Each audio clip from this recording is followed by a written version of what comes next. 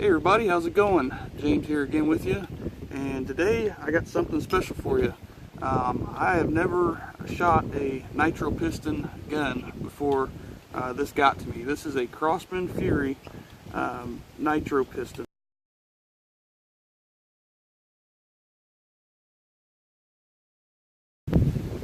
So this video wouldn't be possible if it wasn't for Daisy 880 Fanatic on YouTube.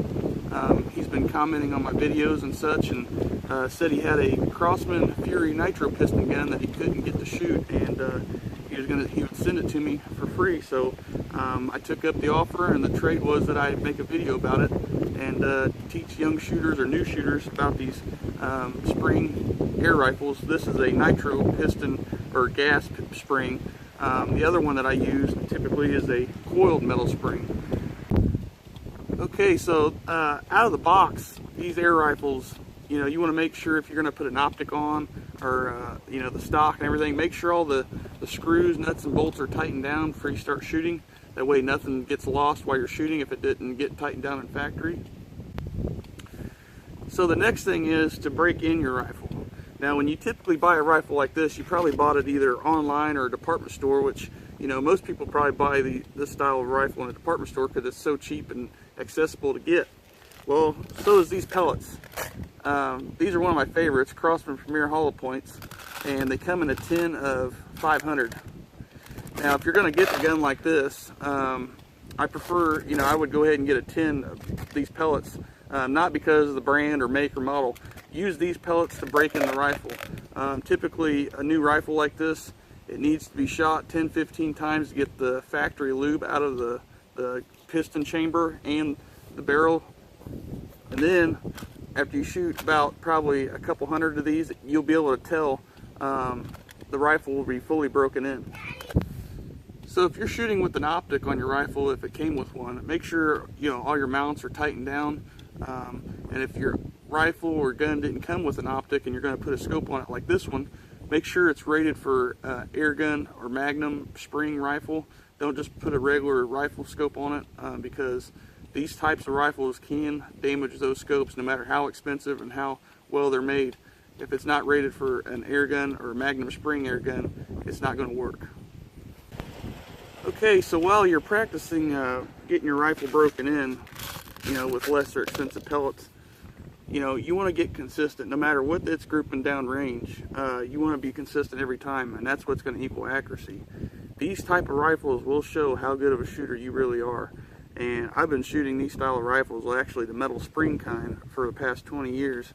And I'm still not an expert, but I do have a lot of experience and have a lot of tips to give. So, okay, once you actually got your rifle broken in and everything, and you're ready to shoot for groups, you might want to upgrade to a better quality pellet and actually shoot your groups between 20 and 25 yards. They claim 20 yards or anything past 20 yards is considered long range for these rifles.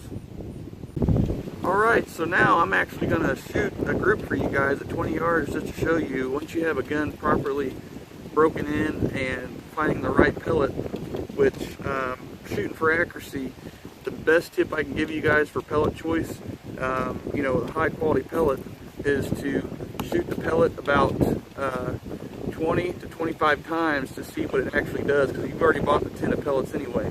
So you shoot a couple groups with it and then actually shoot a group for accuracy and see if it tightened up any. And if it didn't, switch to a different pellet. Okay, so I'm going to be shooting a group today with the Gamo Redfire. One of my favorite pellets for hunting, but you typically, if you're wanting to shoot for accuracy, go with the high-end, high-quality name brand pellets like RWS, H&N, Crosman, and JSB, just to name a few. So let's get shooting.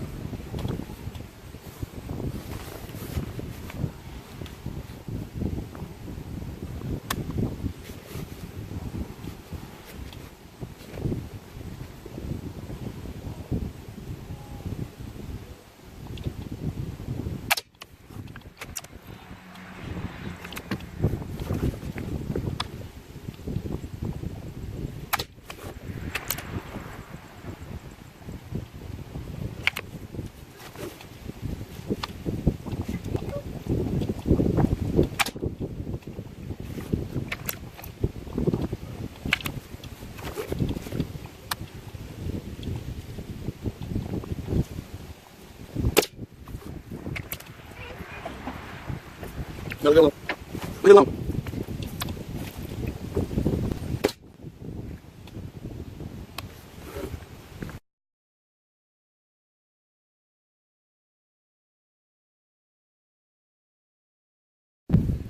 As I said before, these guns will really show your shooting technique and what needs to change. I actually pulled one or something happened there, so I shot another one just to make sure my group was tight. You probably noticed that I didn't use the artillery hold, and if you don't know what that is, it's basically a hold that you hold the gun like this and just rest it in your hands and don't add any sort of pressure as much as possible. Just let it rest in your shoulder pocket. I found that this gun is not that sensitive, so I didn't use it.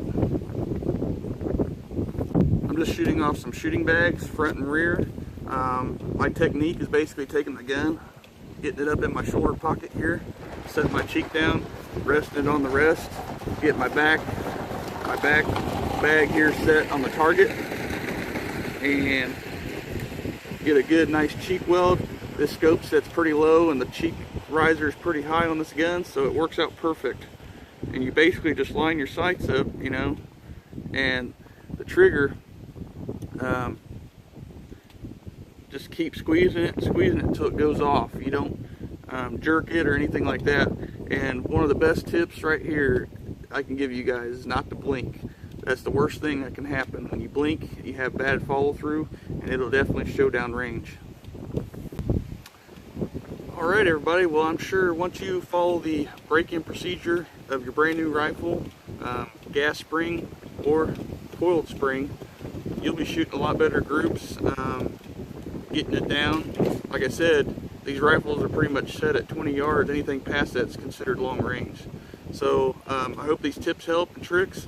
As always guys, thanks for watching, and a big shout out to Daisy 880 again. Thanks for sending me the rifle, I appreciate it. We'll see you on the next video everybody. Thanks again.